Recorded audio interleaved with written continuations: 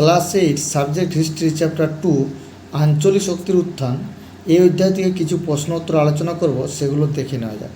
1 নম্বর প্রশ্ন রয়েছে, মুঘল সম্রাটকে দিয়ে কাকে অযোধ্যার প্রশাসক হিসাবে নিযুক্ত করেন সাদাত খান? উত্তর সফদরজং। তারপরের প্রশ্ন, 1754 খ্রিস্টাব্দে সফদরজং মারা যাওয়ার পর তার কোন ছেলে অযোধ্যার শাসক হন? উত্তর সুজাউদ্দৌলা।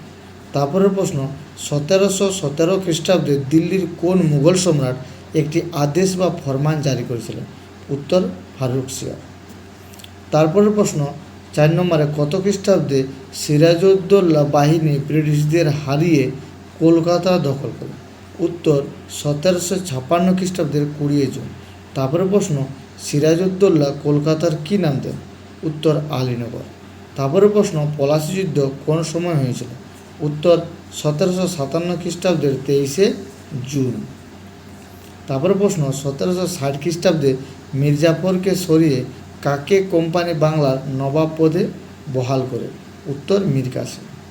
তারপরে প্রশ্ন, মীর কাসিম বাংলার রাজধানী হিসাবে মুর্শিদাবাদের বদলে কোন জায়গাকে বেছে নিয়েছিলেন? উত্তর মুঙ্গের। তারপরে প্রশ্ন, কাটোয়া, মুর্শিদাবাদ, গিরিয়া, উদয়নালা এবং মুঙ্গেরের যুদ্ধে কে ব্রিটিশ ইস্ট ইন্ডিয়া কোম্পানির কাছে হেরে যান? উত্তর মীর কাসিম। তারপরে প্রশ্ন, কত খ্রিস্টাব্দে বক্সার যুদ্ধ হয়? উত্তর 1764 খ্রিস্টাব্দে। এই প্রশ্ন উত্তরগুলোই আজকে আলোচনা করলাম।